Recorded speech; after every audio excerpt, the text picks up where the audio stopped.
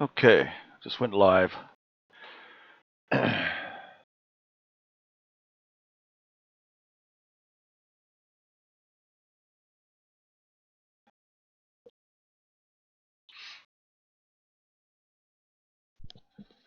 Okay, just went live.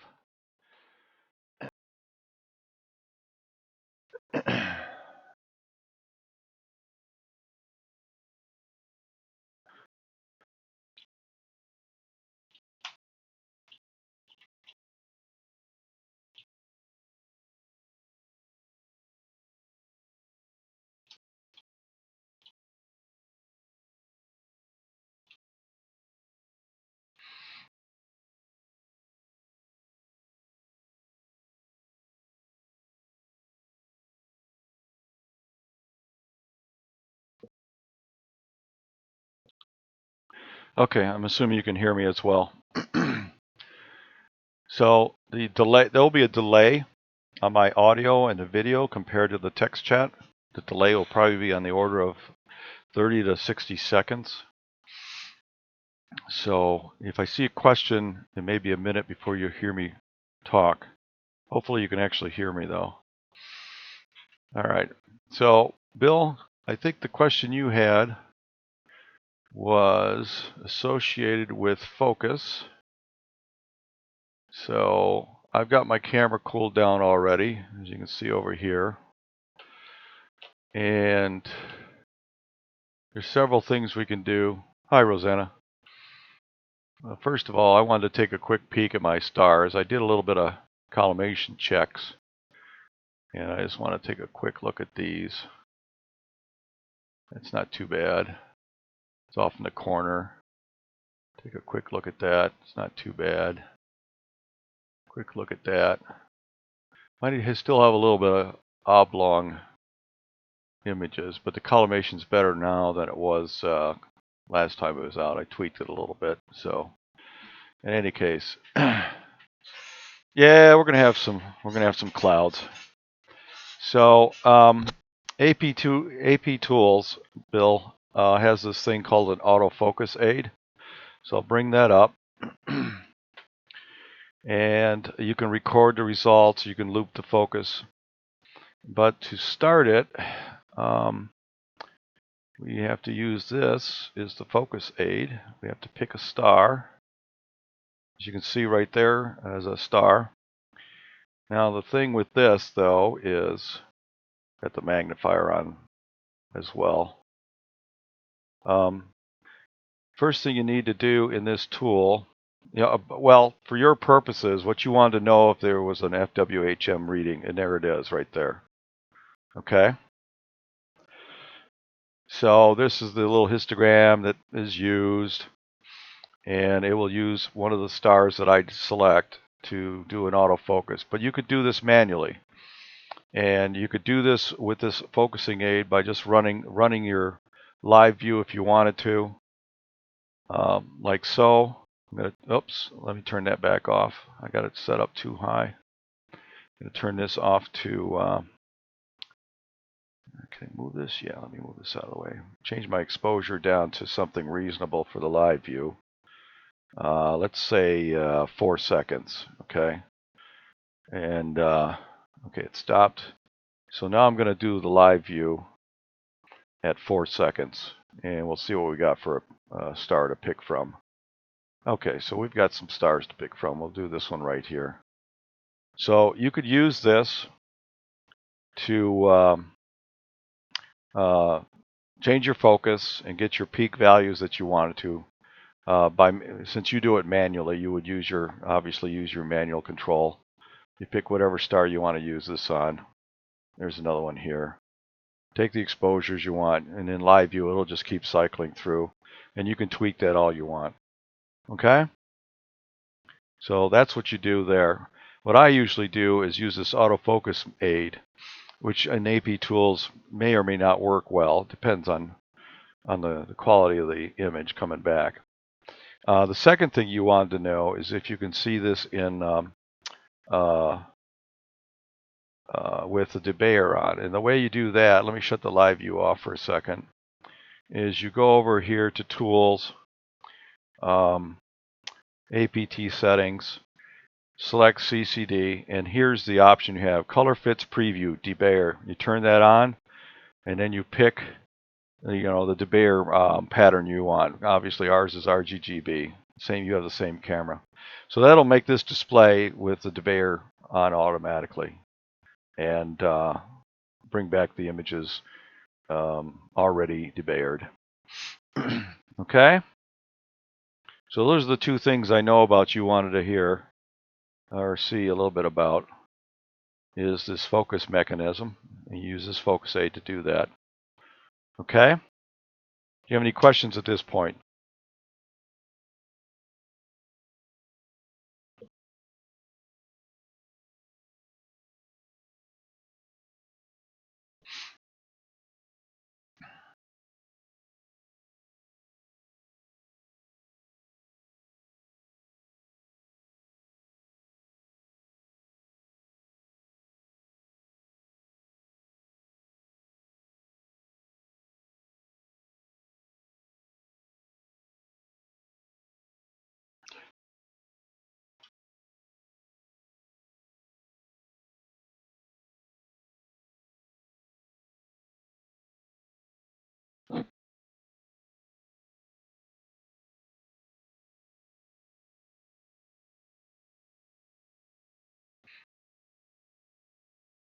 So I just took a 15-second shot. The lowest? Not sure what you're asking me. Not sure what you're asking me.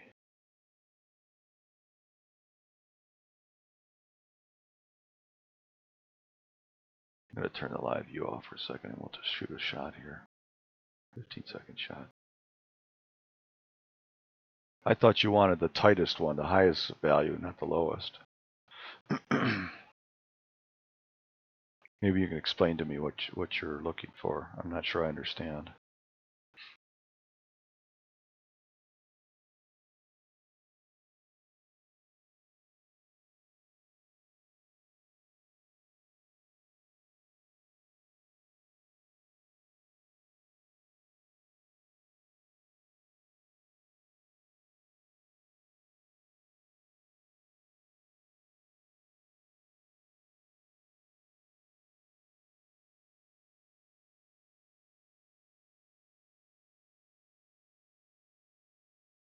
Well, I thought you wanted to get the best peak. Oh, you want the lowest number. Well, let's see. This guy's got a 0.0. This one here is 0.07.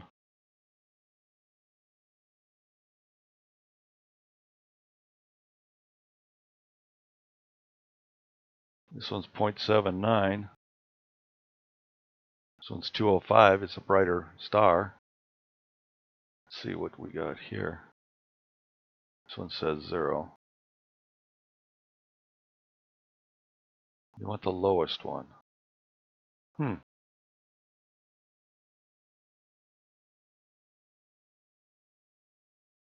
Doesn't that depend on the brightness of the star?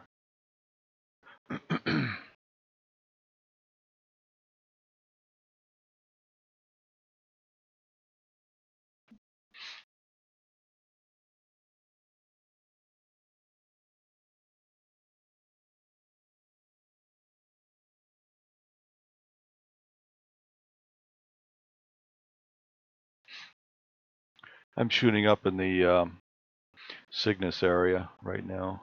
Where am I here?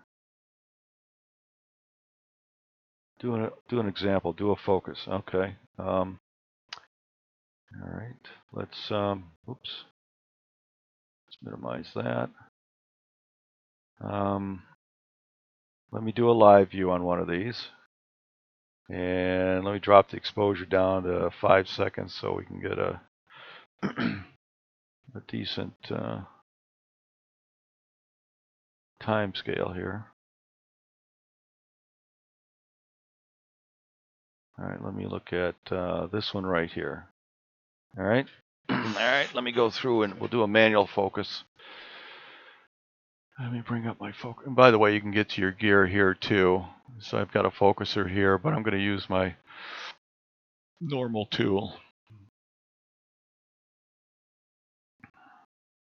So we're looking at this star right here continuously every 5 seconds. So let me bump this out 100 counts. It was at 1.34. Let's see what it looks like. It's at 1.39 right now. Okay. Let me bump it out. We'll go out a couple more hundred.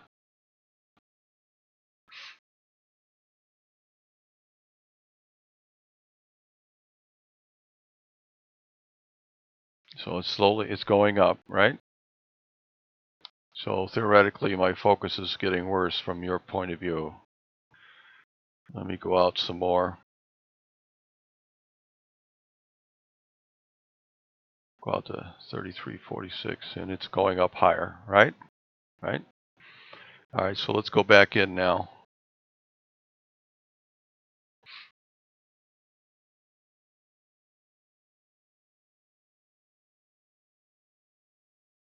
Go back in 300. Let it settle for another image here.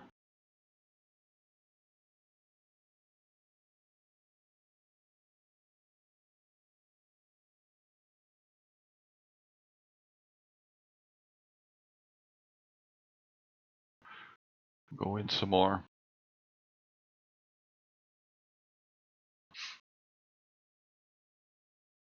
The best I've gotten so far is 1.33, right? I've gone in not quite into my focus point. I'm actually going to watch this guy here as well. And we'll go in some more, another 100. 1.35.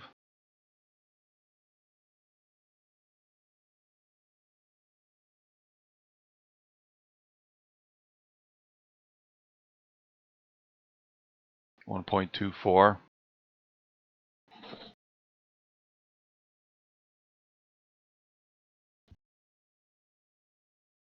1.21. I haven't moved the focus here. I let it settle. 1.13. I might be getting down into the seeing now. 1.10. It looks pretty good over here. I'm looking at it zoomed in here. It's looking pretty good. We're down to 0.9, 0.7. I haven't moved it. It's been sitting here at 2846 now. This is pretty round. Now I'm going to move in another. We're down to 0.61.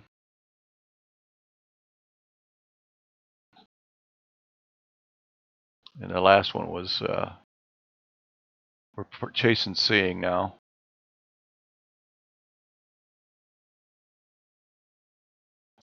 Right? Surprised they jumped up that high so quickly. They haven't changed anything.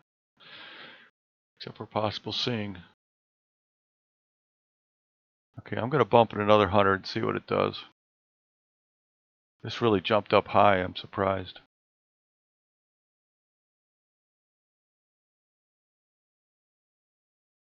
No, I'm not running the autofocuser right now. I'm doing it manually. If I wanted to bring that up,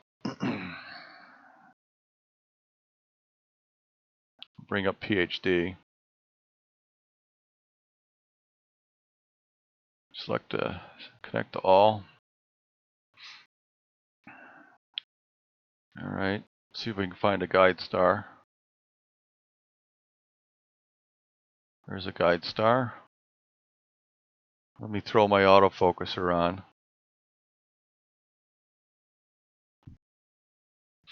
No, my autofocuser isn't moving it right now, but I'm bringing it up. See what it does. And I noticed that this assumes they're both parfocal, which they're close, but not exactly. So I'm going to run the Come on. There it is. All right, I need to connect to these guys. Connect all. Okay. So now it's I have to go into guide mode. I'm going to go to guide.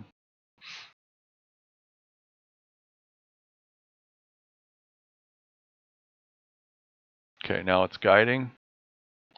And now this guy's looking at it. We'll start this focuser. And then we'll watch the other one as well.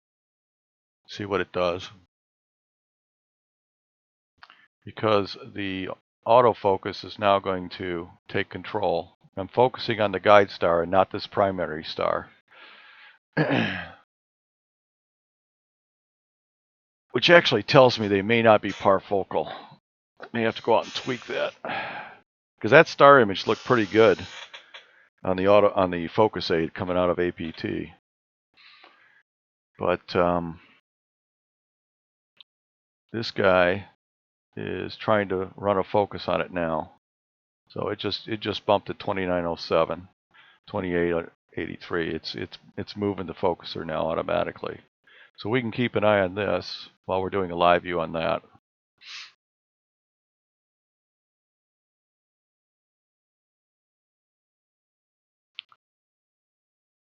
It's interesting, we had a 0.61, and I wonder if that's because I had some extinction with a little bit of clouds going over or not. But this looks actually, I'm pretty pleased with this right here. That's a nice plus sign, which is indicative of being fairly in focus, considering the seeing that we've got.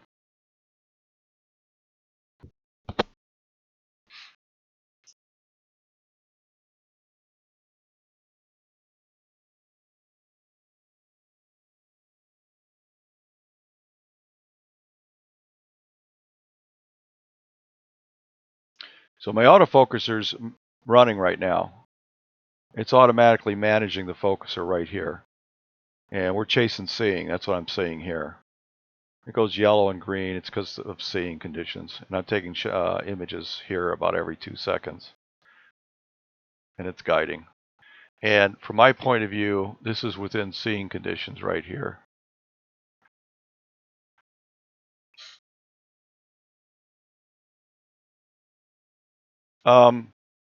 You're watching live view. Go to the HD settings and set it to HD instead of 340.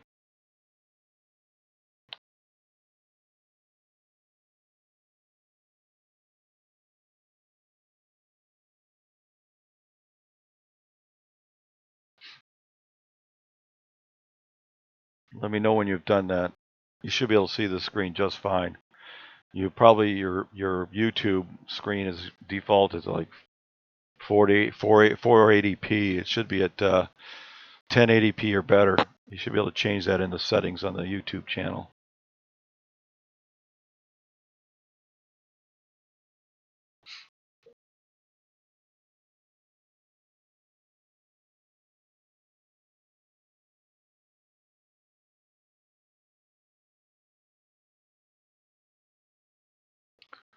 But the four numbers are FWHM is the first number on the left top.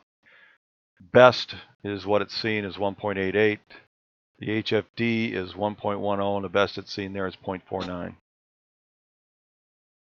But you should be able to see the screen really well as long as you selected the in the settings for the YouTube channel there on the screen there.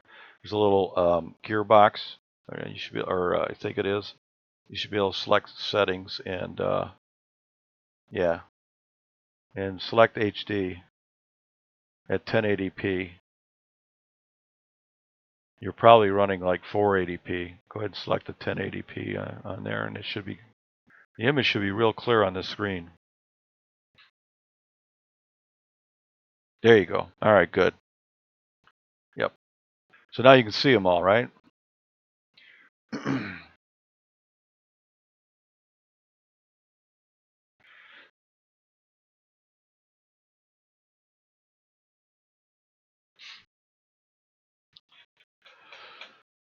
So this is astrophotography tool.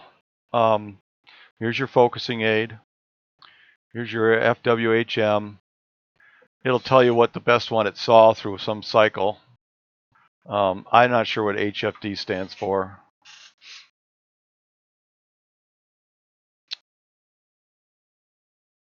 Excuse me. I believe I'm running the camera at 400 gain.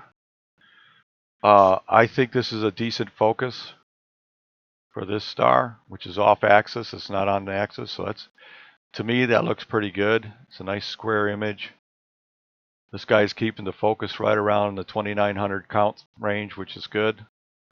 I think we're seeing limited right now.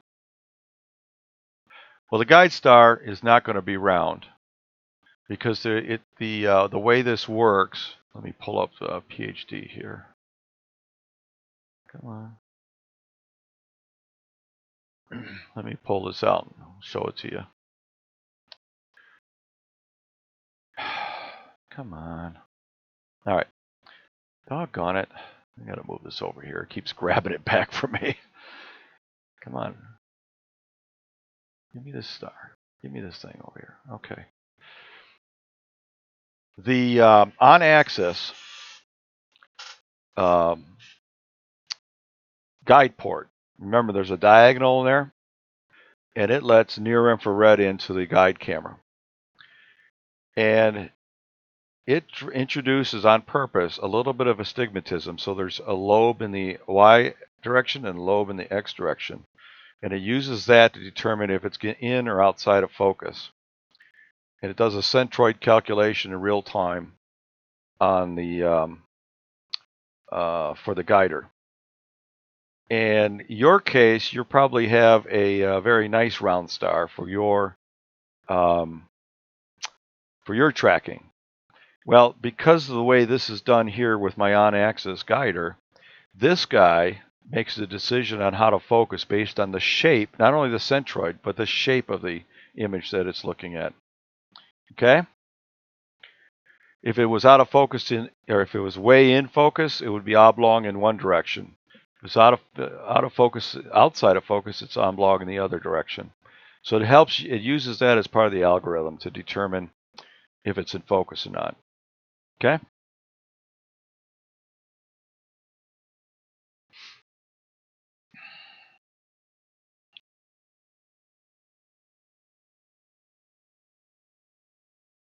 And that's on purpose, so that the automatic focus lock can determine whether it's in or out of focus in the plus or the minus direction of the 0 point.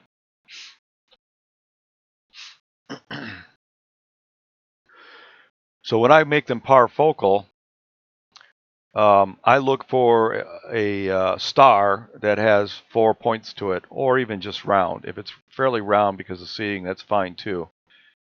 But I really look to get it. I put the primary in focus, and then I use the helical on the auto guider to make that guiding star either circular or with a lobe, a vertical set of lobes and a horizontal set of lobes simultaneously. So it almost looks like a diamond.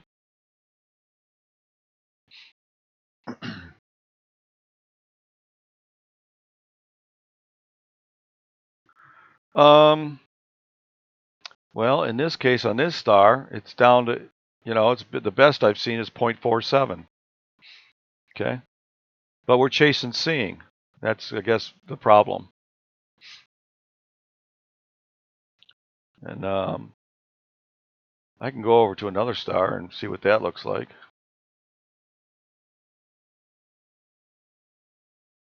Again, that's pretty tight. This is at 10x magnification. I'm zoomed in 10 times on this star right now. If I go back to there, it's just a little tiny dot. I zoom in at 10x or even 15x. And you can see, I can see the individual pixels. We're a little wide on that one, but see, it just squared up a little bit. This guy's moving. To me, this is good enough to be imaging with. So I go back to 3x, it's almost a dot. So let's take a look at one of these tiny ones here. This one's 0.69, 0.76. Again, this is going to be kind of based on the brightness of the star too. right?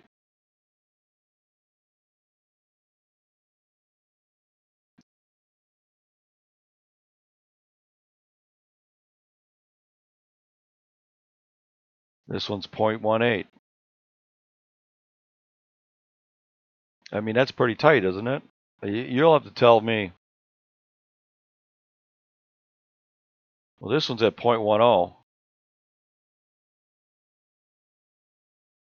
0.9 for you or 0.9 for me?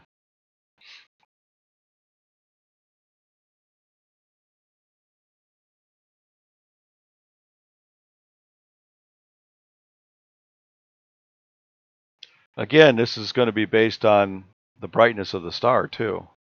So this will vary depending on the brightness of the star. Here I've got one at 0.10.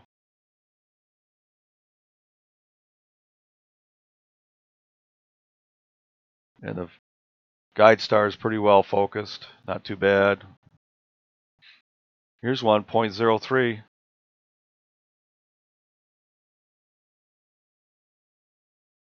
See, we may be losing it. Well, that's that star I'm on. I don't know. Go ahead and take a look at that. Oh, on good seeing. Well, like I said, now it jumped to 1.54. It was down at 0.10 for a little bit. But this may be averaging stuff, so.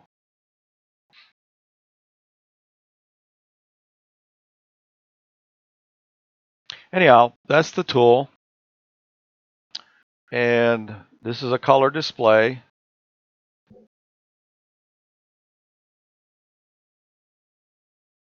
You can hook up your gear through here, as long as it's all ASCOM.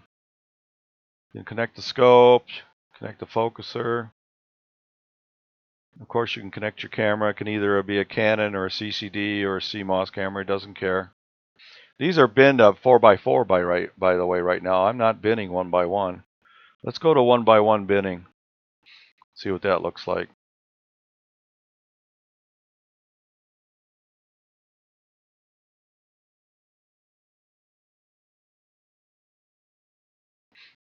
Okay.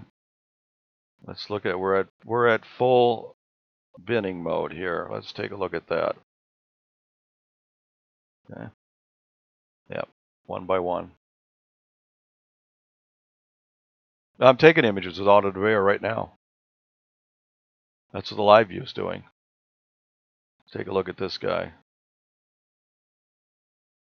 5x, 10x. This one's a little bloated. All right, so I'll take a full image now. Let me shut off live view. And we're guiding on some star in this field of view. I'm somewhere in Cygnus right now. Let's take a 30-second shot. Camera's cooled down. Let's take a single 30-second shot. Let me increase the size of this guy. So I'm taking a 30-second shot right now.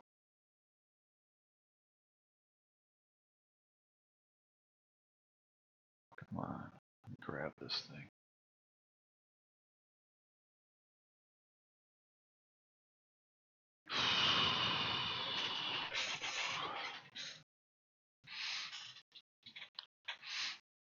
All right, so there's a 30-second shot.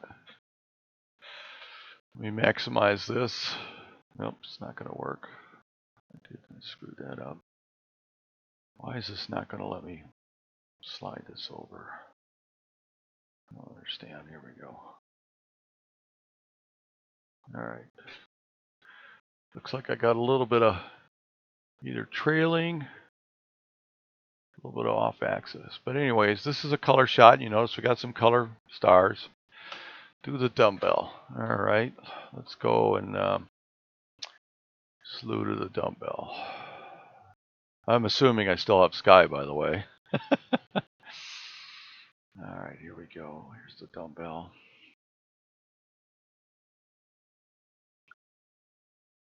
All right. Yep. Let's go slew over there. I'm going to get some beeping as the guider's going to... Should have shut. Yep. Let's stop this.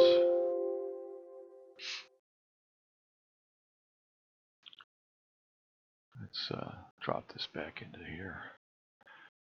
Alright, I'm going to close this one here so I have a full image. Come on. HD, let's go. Let me close that. Alright, let's see what we got here.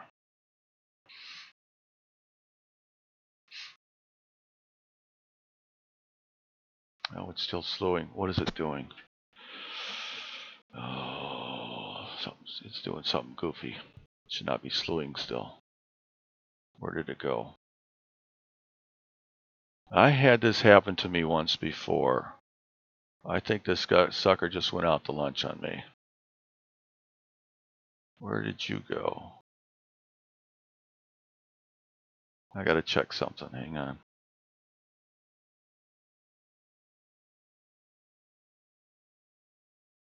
Where are you? Where are you looking right now? 7. It should be there. How come it's not showing up?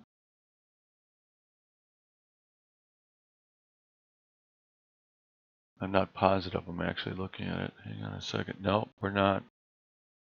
This thing went over to 7 hours.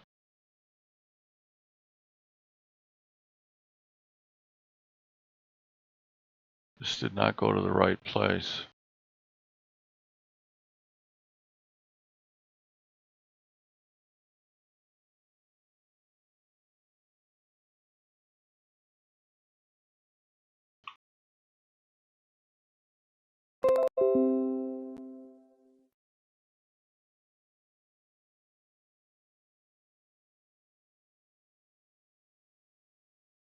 Where is it going?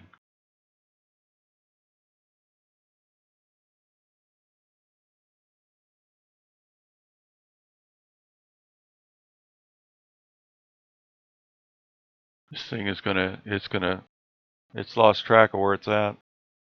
And I don't know why. It should be going to 20 hours, not 0. This thing is going down. Alright, it's coming back around now. Hang on a second here. I don't know where the hell it went.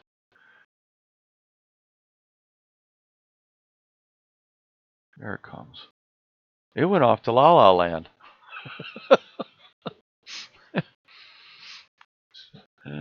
Come on, baby. Okay, now it makes more sense. Alright.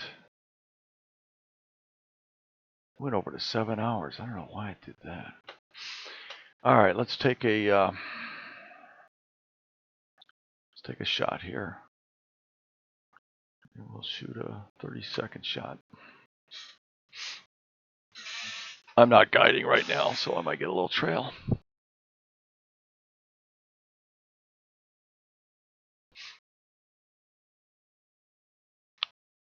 Take a look here. Alright, do we have a guide star? Sure we do. Not much of one though. Yeah, let's see if we're even on it. Almost done. Take a look. Nope. I am not on it.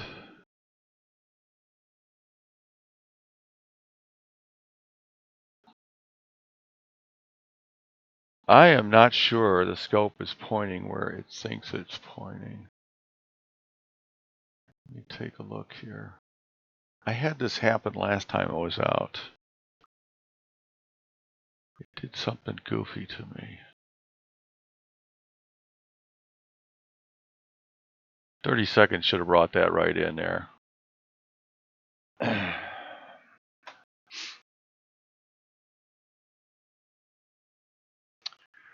Let's see here. Let me go to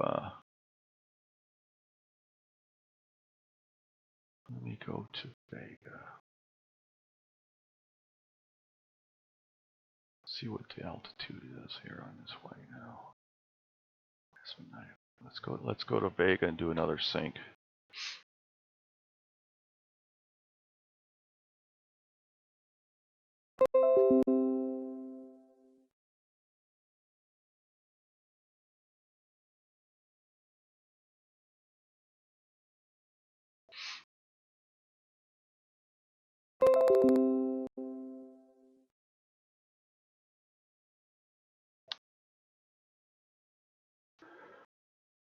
All right. Give me a little bit of time here. Do a live view. See if this Vega's even in here. I think it lost track of where it's at. Yeah, yeah. I'm gonna have to buzz out there and see where the hell this thing is actually pointing. I'll be back in a couple minutes.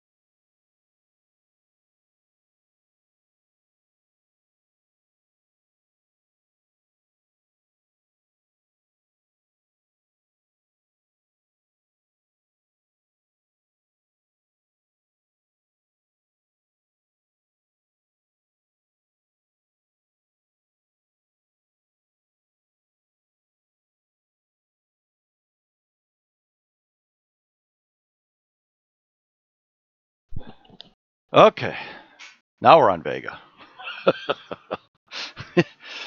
Oh my gosh. That was so far off. It was a good 15 degrees off from where it was supposed to be pointing. Let me see what this thing thinks now. Yeah, I better sync that.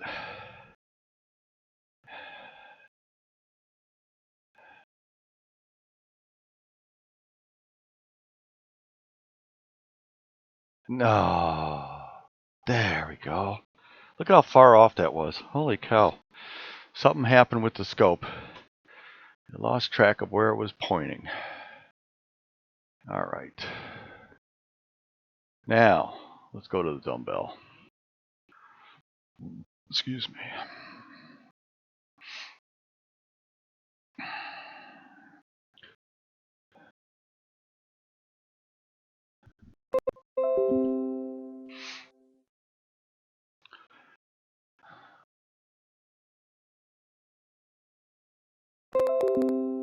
All right. Now let's see what we got here. See if we're even close. What's PhD's doing here? Anything on this? Got a star right here. Let's sync on that. All right, let's do a stop live view. Let me shoot a 30-second shot here. Let's see what we got.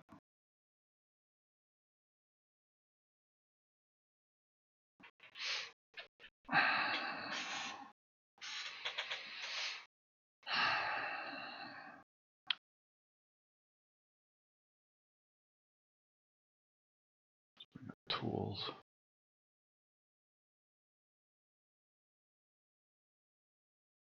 Come on, move. I want to bring up the histogram. Oop. Yep, right here. Stretch. As soon as I get an image here. Okay, there it is. All right. There you go. Dumbbell.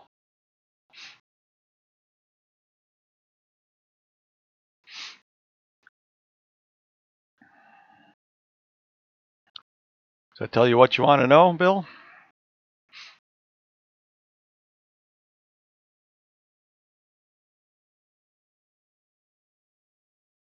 That was a 30-second shot at a gain of 400. Now that I have the scope pointing correctly again.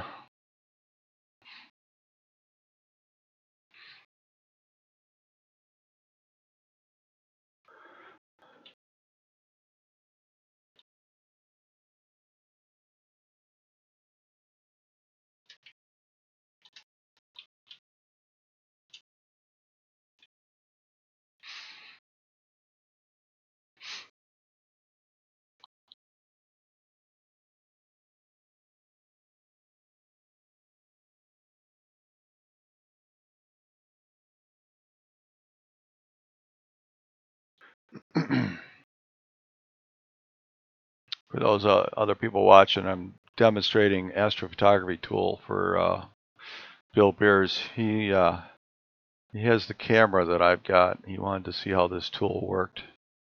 So I'm just running it through its paces tonight. The sky's not very good tonight, so I'm not sure I'll be doing much imaging anyways.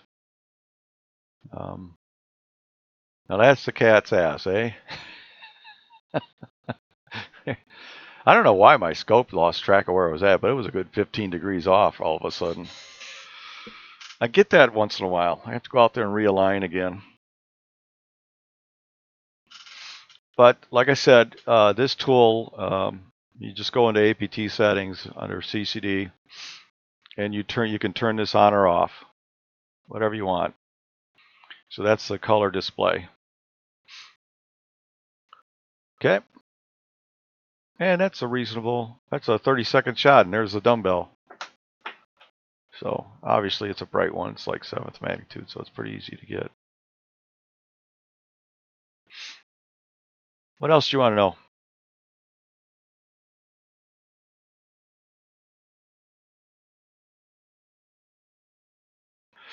Okay. So what you do for a capture image is you can select light plans. You can create all these different plans that you want. You can do your dark frames, flat frames, biases, etc. So for the purposes of this demo, let me pull up this one. I'm going to edit it. So I'm going to edit. We're going to take 60-second exposures, and we'll take three of them. So I'm going to say 3 of those. I'm going to pause 5 seconds in between, give it time to download, and we'll just take 3 minutes of this object. And I want to update the current, so I'm updating the current one. I say OK, and now that's what my plan is. And you can add different sequences, as many as you want down this whole column here. So this is going to take 3 images at 60 seconds apiece. How's that? And let me see if I'm guiding. Yep, I'm guiding. Got a decent guide star. See what my focus is doing. Got a pretty good focus. So we're ready to go. And we hit the start button. Okay. Now we sit and wait. I'm not going to bother centering it because it's close enough. So 3 minutes, every 1 minute, it'll pop a new image up.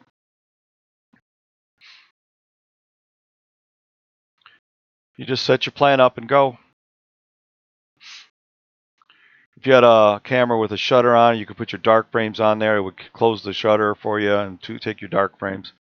In my case, I have to actually go cover it to take dark frames. That's why I don't take dark frames. It's just I have to go out there and cover it up. And I can take dark frames anytime as long as I got the right temperature and exposure time. I could take them at the end of the night if I wanted to. This is stretched. I just use the auto stretch. So it's kind of zooming in on this peak here.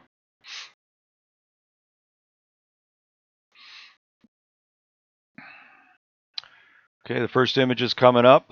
There it is. This guy might have gotten a little darker because that one's a little better than the... Oh, I took a 30-second the first time. This is a 60-second now. That's right. So we'll get a little more depth.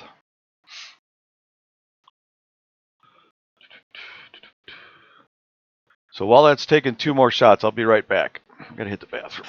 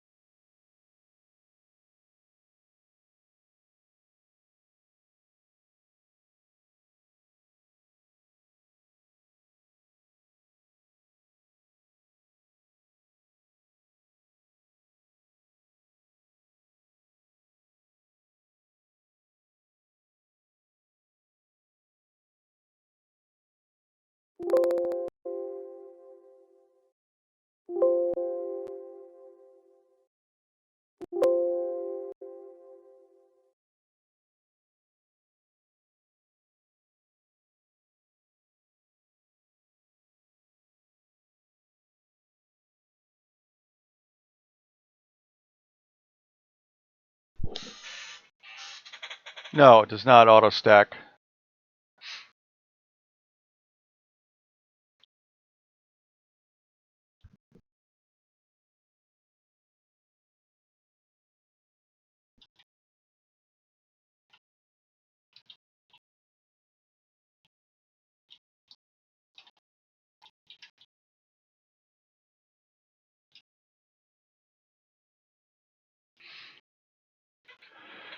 I'll bet you we're getting some high haze because this background keeps changing.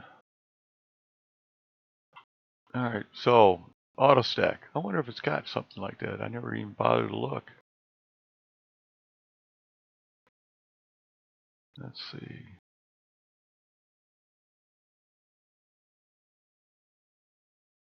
I don't think so. Yes, they're all saved as fits. If I go in here, I forgot to rename it, but these them. Seconds. Where did they go? Focus. Let's see here.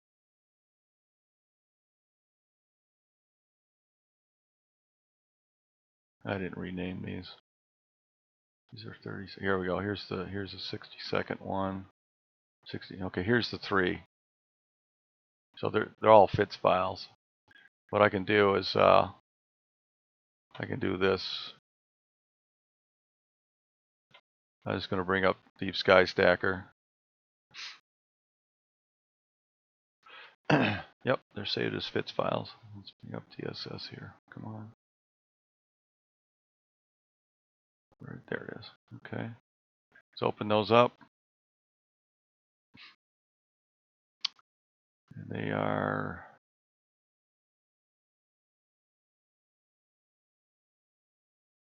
right here, right here, right here. And we'll look at fits files.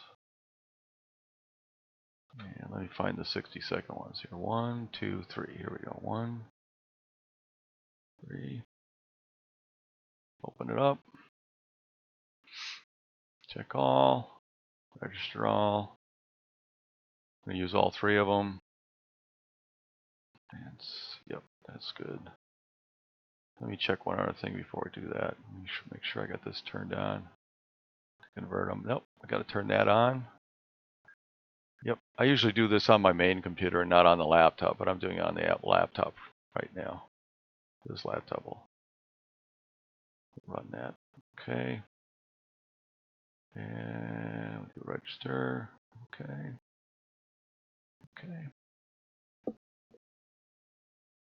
Do an example of changing gain. Okay. Basically, go to the camera and you do a shift camera. Shift or control. Go to tools. Oh, I'm sorry. I actually do it down. Let's see where. It's been a while since I've used this tool. I got to remember here. Come on, slide down. Is settings right here. Yes. So here's the settings for the camera. You can change it to 400. Let's drop it to I don't know, 350, 300.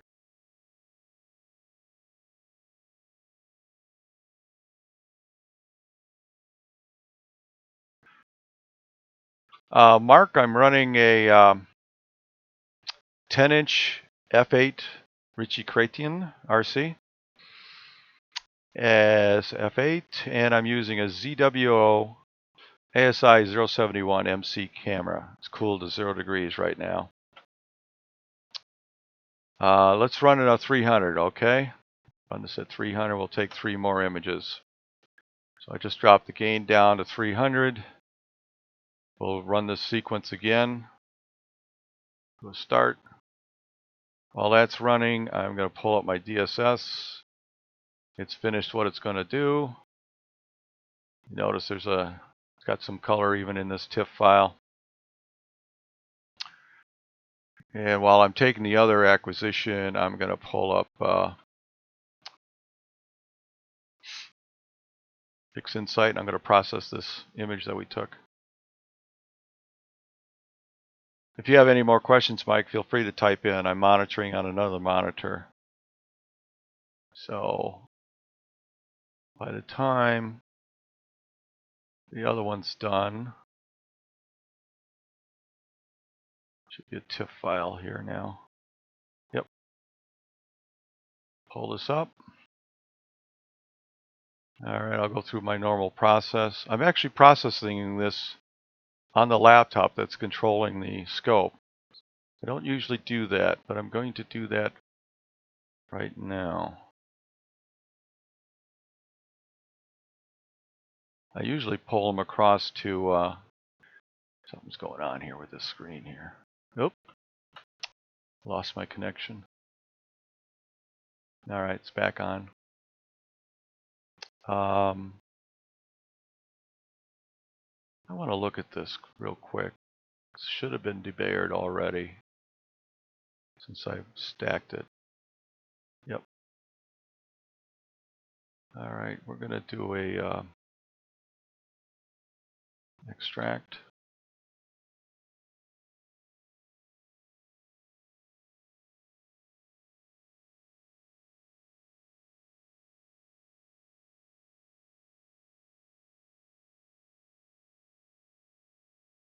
Okay. Going to work with that one. Do a histogram.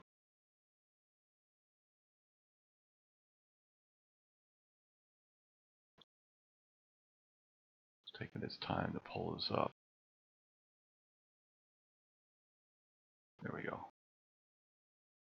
Take a quick look at this. I am kind of taxing the laptop, but let's go full frame here. Move this over here. I usually do this on the big computer because I'm getting all kinds of lag on the screen here. Let's pull that down here a little bit.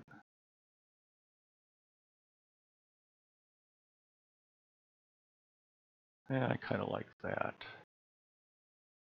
Go with that. Close this. Close this. Curves. Yeah, I was going to get the 1600, but the 071 came out, so I picked that one up. It has deeper wells, so that's the reason I went with that. And you know, you can play around with this. Yeah, Bill, you know all about this stuff. We'll play around with that. And zoom it up, zoom it down, whatever. Go with the RGB. Play with that a little bit. Get kind of crazy with it. Anyhow, this is just, I'm just playing around, do some rough stuff. Anyhow, so that's, wasn't going to spend much time on it, but that's what I got for out of those 3 images, right? This is what we got right here. So stars are not too bad. Got a little bit of noise. Looks like a little bit of tail on the well, that's the other thing I was going to show you. It's kind of interesting. Let me minimize this. See how we're doing on our exposures here. We finished this run? Yes, we finished the run on the 300. So this is at gain of 300, Bill. These images. And actually, I can look at all these images too, by the way. Let me go up. And go into here. Go into here. And scroll through them all. There we go. Did it take? Yep. So these, I don't have them stretched. Let me auto stretch that again. What's it doing here? Yeah. Okay. These 3 were the at 400 gain. These 3 were at 300 gain. Let me stretch it again. Okay. So 400 gain, 300 gain. So you notice the background is not as brighter with the higher gain, which we would expect, of course. But I think what you're interested in knowing is the noise level. So let's go back and forth on these. Now, obviously, the background is brighter in the 400 gain versus the 300, right? So there might be more noise. Probably is, but there's more sky background as well.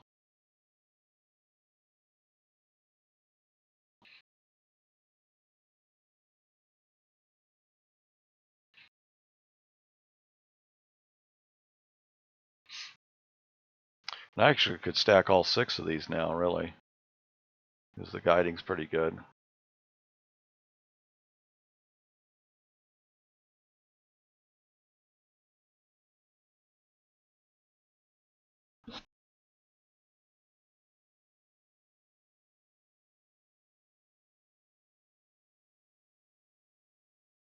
Any more questions, Bill? Well, it kind of depends.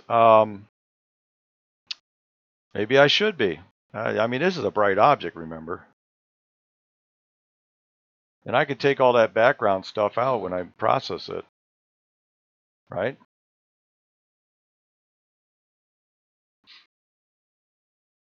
I'll tell you what. Tonight's conditions are not very good. Transparency is pretty poor. We've got a high haze, so I would suggest to you that the bright background we're getting here is because of the sky conditions for tonight. Yeah, if I run it up to 500, I'm not going to be able to take 60 seconds. But we can do that.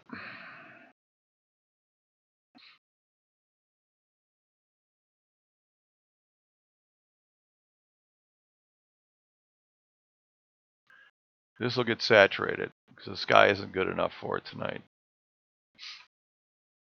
I'm only going to take one shot, though. Let's just shoot one 60-second shot here. So I think it'll be blown out. So remember, the 500 gain is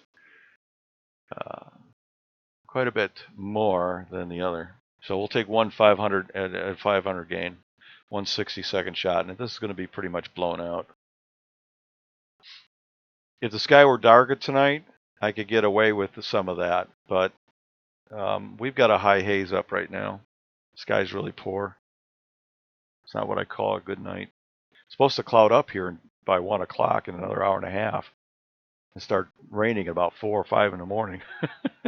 So I accomplished what I wanted before I got online. I tweaked the collimation so the star image is a little bit better on the edges now than they were last time I was out. So I'm in pretty good shape. Oh, I know what I wanted to show you. I wanted to show you this new tool. This guy right here. Let's see here. Let's look at one of these. Let's see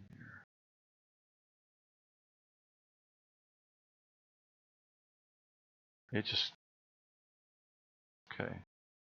This should have taken, this should be the 600 or the 500 gain. Yep. So let's look at that. That's the 500 gain we're looking at now. And remember, I've got it automatically stretching, so that's why it doesn't look a whole lot different. But you can see the noise in this one. It's noisier. Here's something I wanted to show you that I'm doing. Let's take one of these. Nope. That's a FITS file. Don't want to show you that. I want to show you this. This is CCD Inspector. And this tells me I've still got a collimation issue, but not very bad. Pretty close. Nope, it's quite a bit off. And that might be because my mirrors are shifting on me.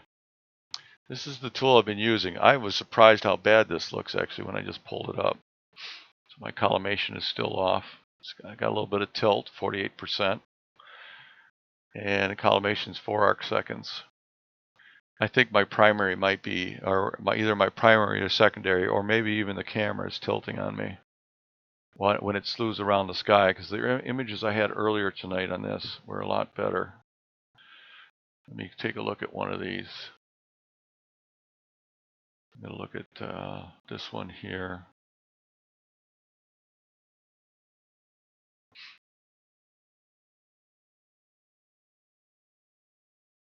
Yeah, see, this one looks better.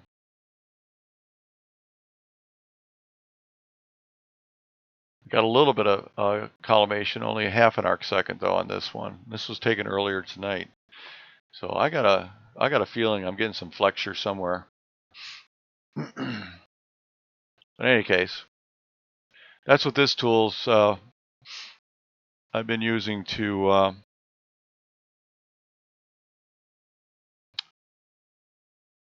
help determine how well I'm collimated.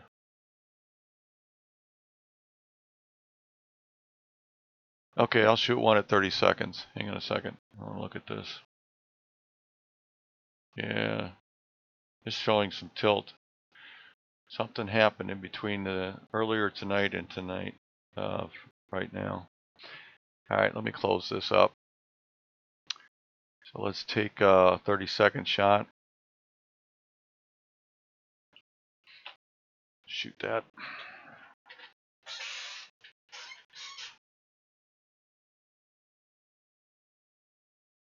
We're still at 500 gain. I haven't changed it, so it should still be there. You notice the range here is, I got this, these stars here are saturated. That's okay. All kinds of interesting things to play with.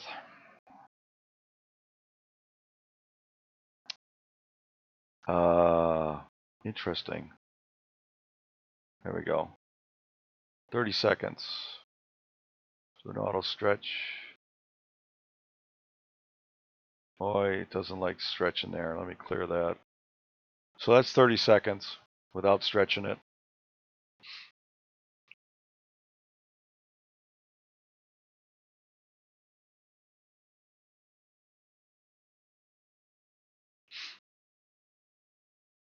And that's still at a gain of 500.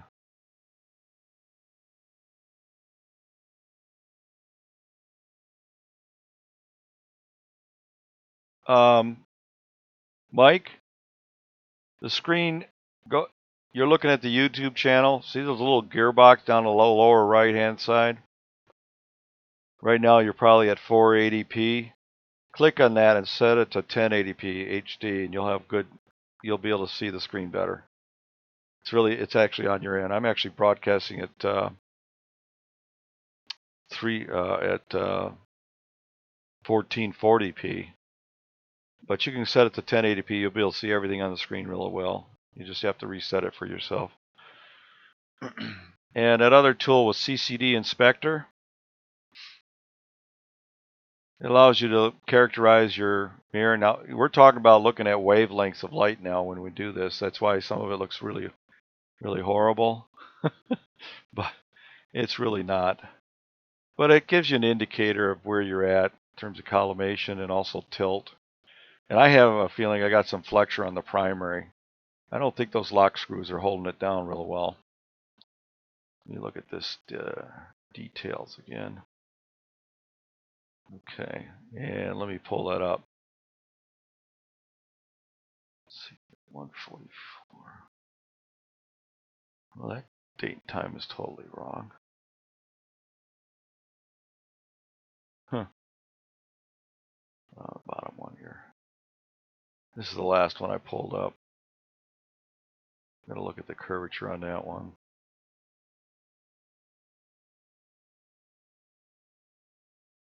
Yeah, see, it was only 30 seconds. I'm a little bit off yet. It's going to show it. Yep, it's a little bit off. One of the cool things about it is this 3D plot that it shows you. So you want this to be flat. This earlier this evening, this curvature was only 5%, or actually it was less than 5%. Now it's 15.5. You notice it's a little brighter over here than it is over here. I think that's because the color changes represent focus. I'm better focused on this side of the image than I am over here. But it also takes into account the brightness of the object. And the target object is actually offset. I got some more to learn about this one. But I'm okay with what I'm seeing here. These stars aren't too bad. Let me pull up this guy. Pull up the magnifier. Oops, I turned it off. Let me pull it back up. Take a look at something here. Yeah, that's bloated because it's overexposed, but let's take a look at a tiny one here. That's not too bad. Could be better, but that's not too bad. I'm at zoomed in really far on these guys. That one's pretty round. Let's go out here and look at this one. That one's got a little bit of oblong to it, so I got a little bit of curvature still in the image. That one's not too bad. Let me take a look at this corner here.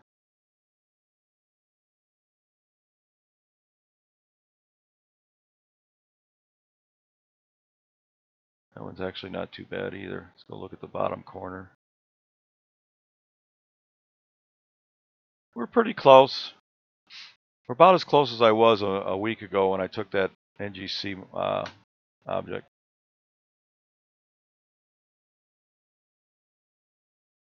Yeah, I've actually moved the primary a couple times in order to get a good focal plane for my cameras. I'm now kind of searching for the optimum for it.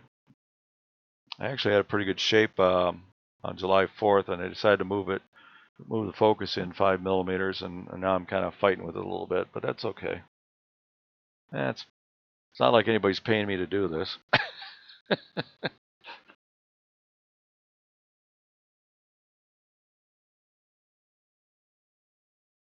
It is a good tool. I liked using it. The only reason I started using Sequence Generator Pro is it allows me to park the scope and do automatic meridian flips, and I'm working on the plate solver, so I can.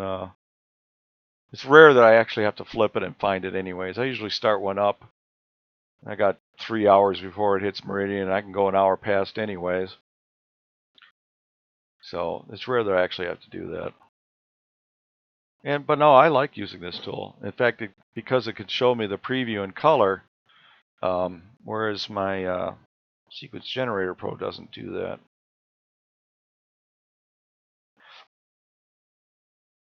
Think of a couple more questions. I'll be right back. I'm going to check the sky because I'm expecting it to cloud over eventually here.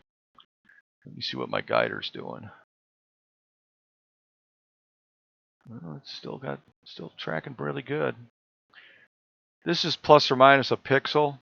The lines here. So I'm plus or minus a pixel on my guiding right now.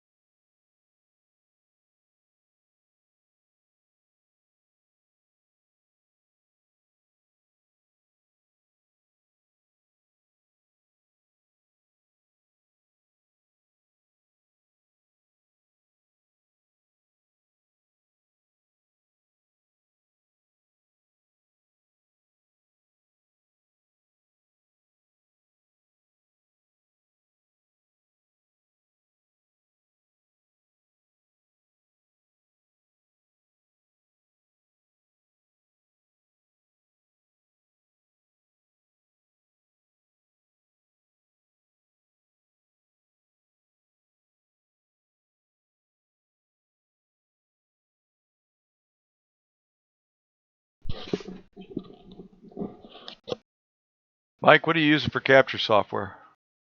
I'll tell you what, while we're waiting here, I might as well take a bunch of images here. Hell with it. Let me see. Do I want to go 60-second again? We're at 500. Let me edit this. I'm going to go 30 seconds only, just for grins.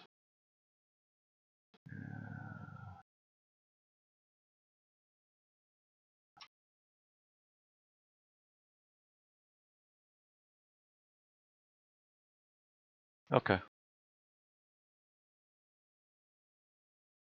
Yeah, let's take 10 of them. Whoops. 10. Update current. 30-second shots, 10 of them. We'll start that up. Since I'm guiding decently, might as well take some. I'll be right back. The sky is getting a little bit on the smoogy side. I'll be right back.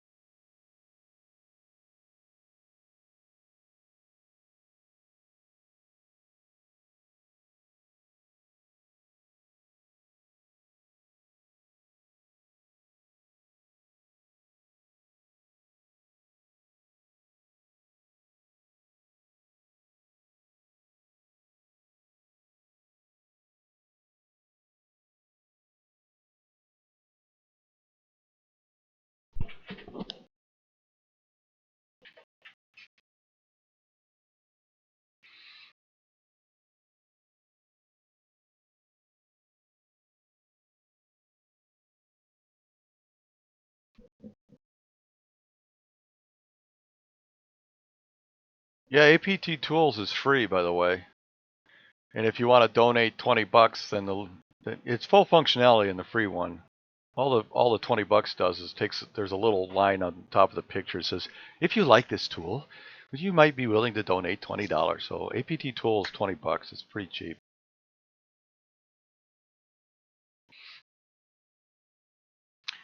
All this does is acquire the data, AP Tools. I process it in PixInsight. That's quite a bit more money. It's like $230. but it's a great tool. I can do all kinds of stuff with it.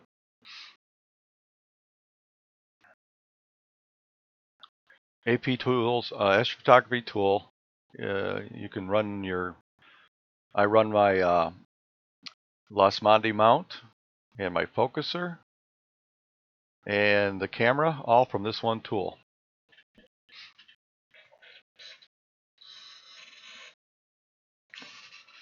Yeah, by default, the um, camera generates a FITS file and it has to be debayered. What that does is it turns the basically turns the color channels on. And what I've got here on this tool is I've got the debayer. It debayers the image as soon as it comes off the camera, so it displays it in color.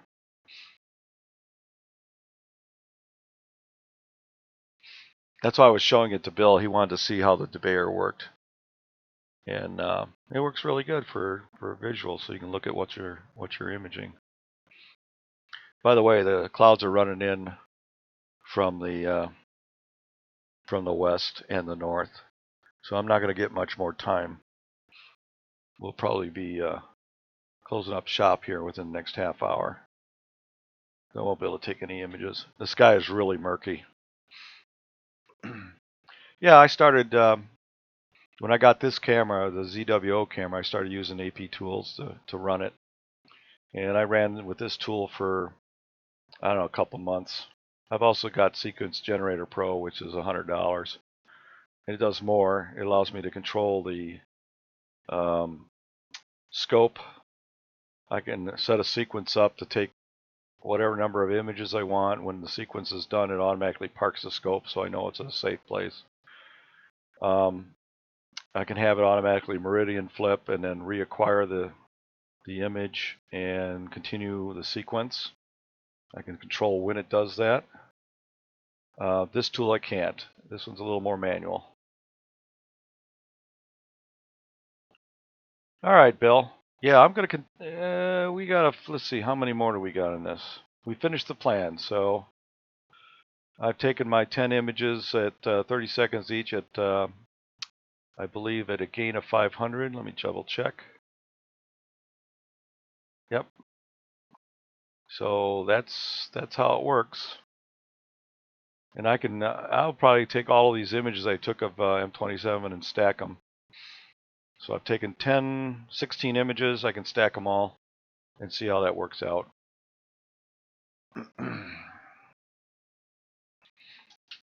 But I think the sky is going to close up on me within the next half hour here or so.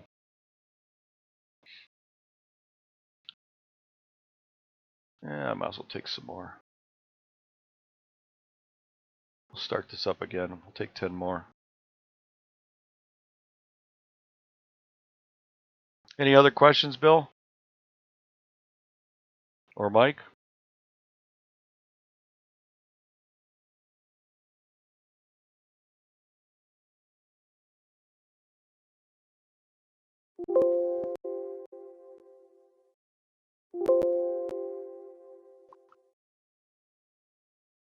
Oh, PhD's talking at me. I bet you I'm starting to get a little trouble with the sky. Yeah, I've got a bunch of YouTube.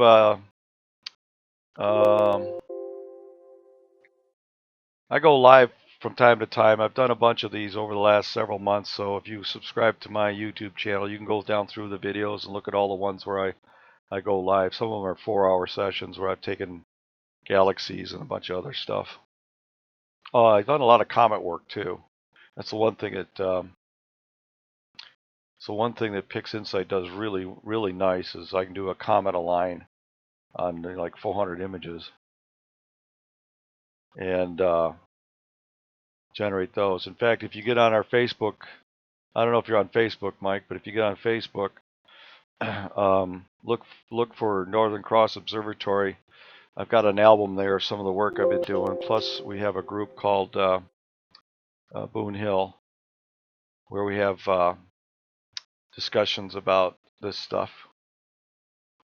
And I've only had this system for since November. I basically got the mount in November and the scope in November. I got this camera in February, I think it was. So I've only been using it for like 6 months. It's been fun. It's been a fun project.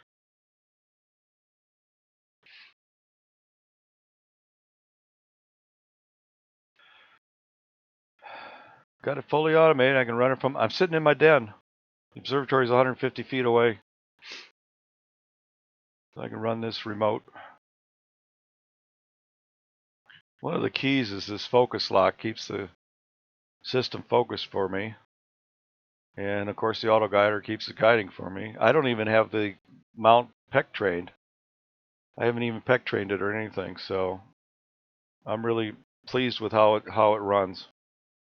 It's a G11 mount from Los Mondi, and this camera was doing everything I wanted to do. So I love it when a plan comes together. I'm sure I could work on probably some backlash things on the gearing system yet, but I'll work on that over time.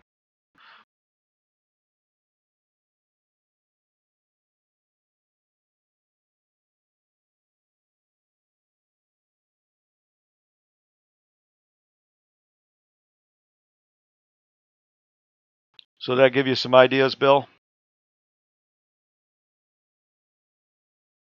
Oh, I love my G11. I told myself many years ago if I ever bought a new mount, it was going to be a Los Mondi. So I had a bias towards them because I know they make good mounts. Oh yeah? Huh. Did you go with the new drive system they've got now?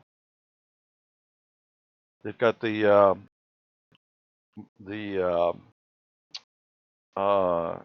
they tuck the motors now underneath instead of hanging out on the ends. I only just got this thing back in November. I'm not really interested in spending several hundred more dollars to do that, but I may do that eventually. All right, good, Bill. Like I said, you can just download it now, put it on your laptop, and you can run your system with it. You should be able to run your Celestron mount with it too.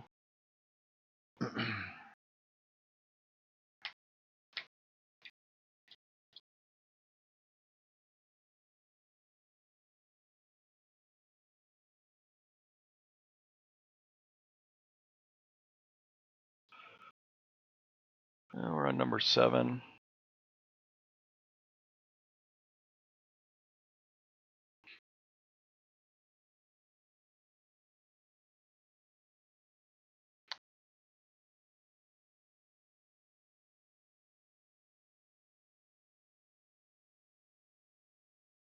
I'm going to take a look at these stars again.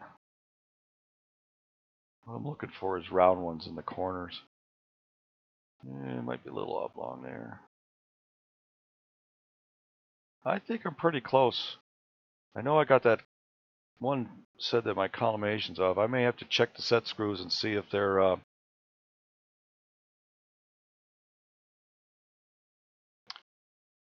yeah, how old is your G11?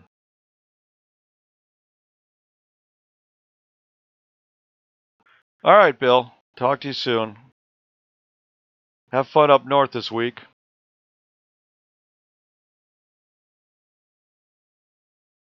Man, I can't wait till I'm retired so I can join you. Hey, if you had internet up there, I could work from your house up there and do some work at night too. Anyhow.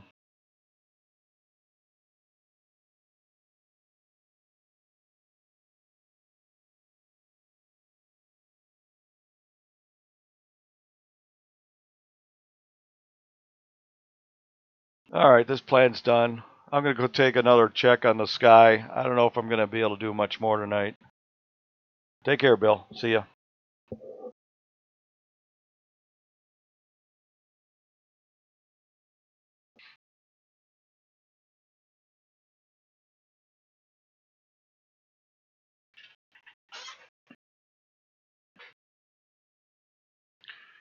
Yeah, it might mean that, yeah, replacing the gears might be a good idea. I think I've got the newest set that they've got.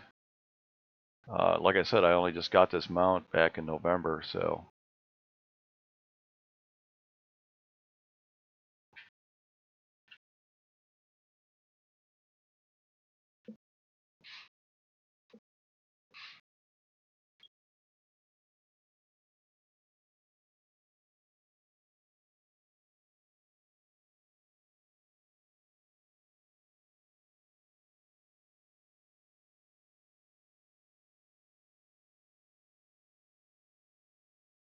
I'm going to go check the sky again. I'll be right back.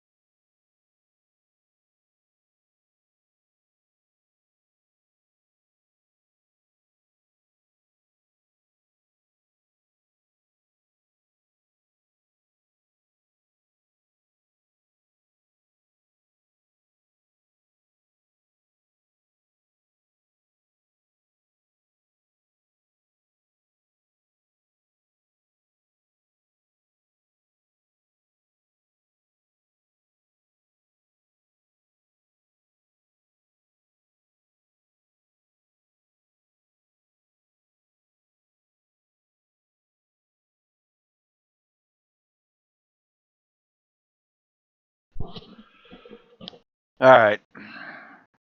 We got clouds coming in from the north. I'm going to get covered up within the next 20 minutes, so I'm not going to do any more imaging. So the one thing I've got to do here is warm the camera back up, and then I'm going to close up the observatory. So we're going to be done for the night. Let's see here. Where is it?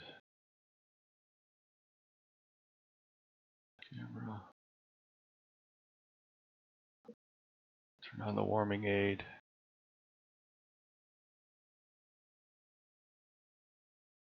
Yeah, let's start warming it up. So we're done for tonight. Clouds are about half the sky is gone already.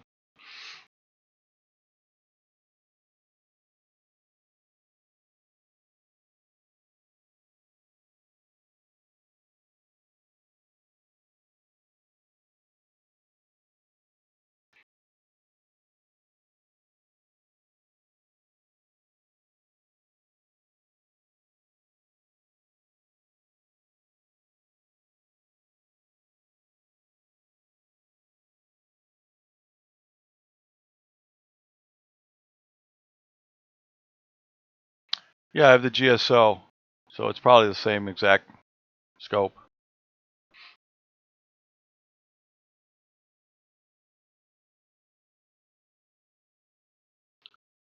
All right, I'm going to park this thing.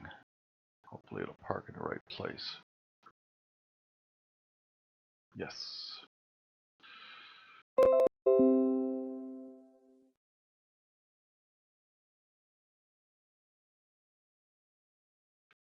Let me make sure it's going to park in the right place here.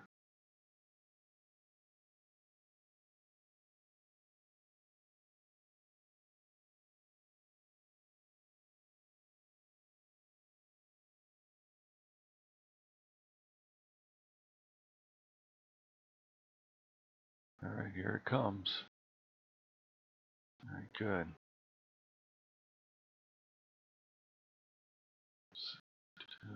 It should be parked right here in the west, or very close to it.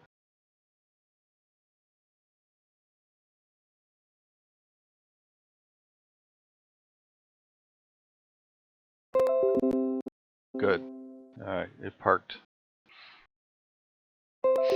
Yeah, I got mine through High Point Scientific. It's the same. It's the same scope. It's exactly the same scope. I did a lot of planning before I bought all my stuff. I knew exactly what I wanted, and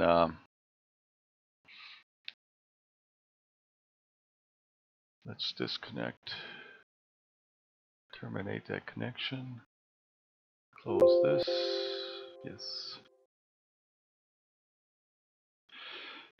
Yeah, you know, the only reason it does is if those set screws aren't snugged up.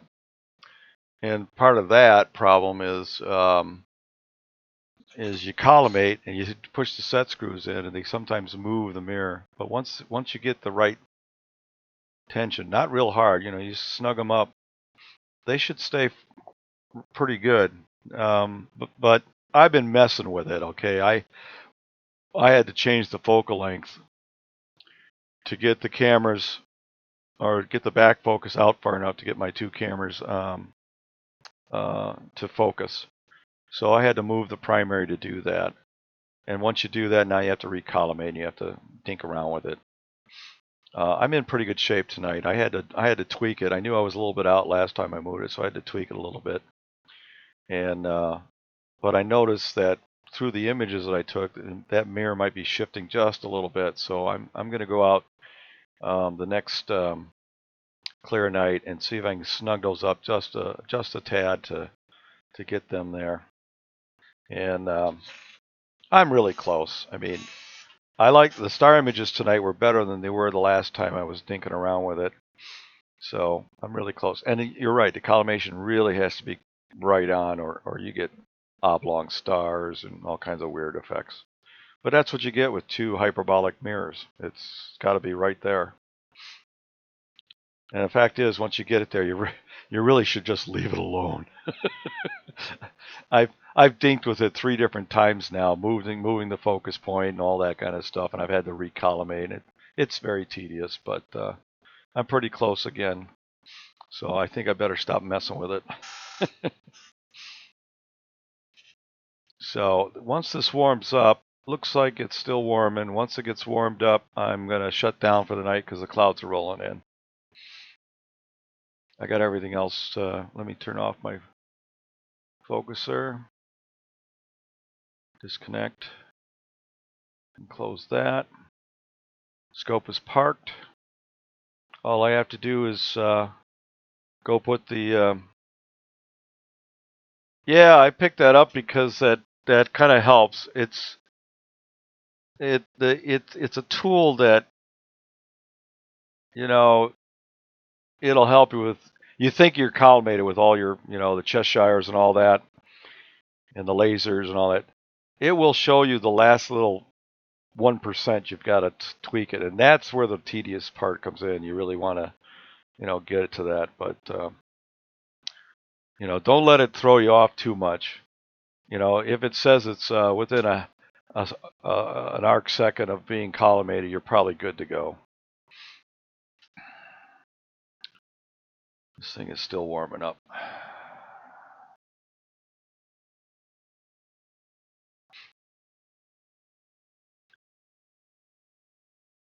I can disconnect the gear though. Let me disconnect the focuser, disconnect the scope. All I gotta do is wait for the camera to warm up. Then I can shut it down.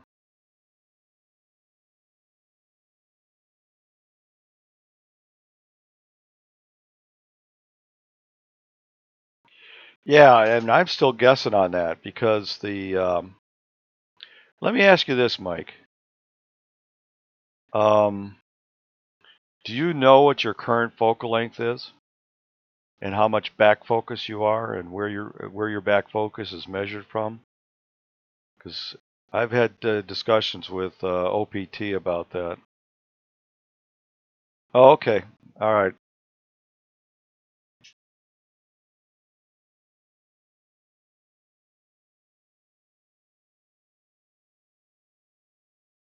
See, I don't think I'm at optimum right now.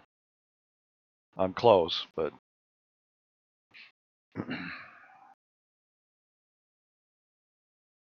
all right. The camera's now. All right, I'll close this, and we'll disconnect now.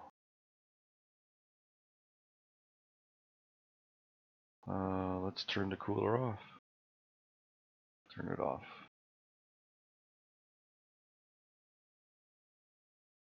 I'm good.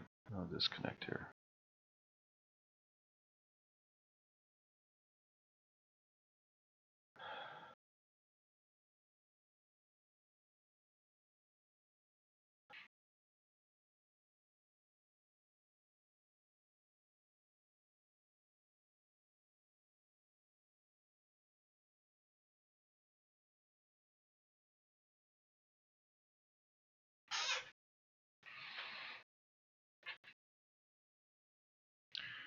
Yeah, that's the problem I have is it's not real clear whether it's from the back of the scope or if it's from the back of the adapter. You know, the 234 millimeters from the back of the scope or the back of the adapter. If I go from the back of the scope, I'm at 236. If I go from the back of the adapter, I'm at about 211. So I'm assuming I'm close to where it should be at the moment. And my focal length is only about 2010 or 2012. It's not 232. That's why I've been messing with it. I was thinking about extending that focal length back to the 232 where it supposedly is supposed to be and seeing how the images look that way. That's something I can do over time. But right now, I'm pretty close.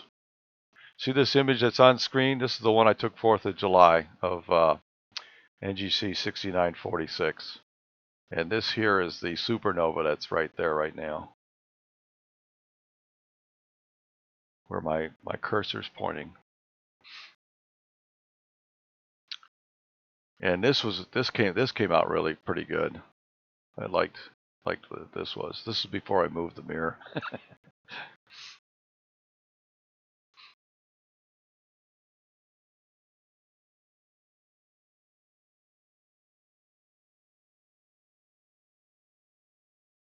Okay, I'm gonna go close it up. So we're done for tonight. All right, take care.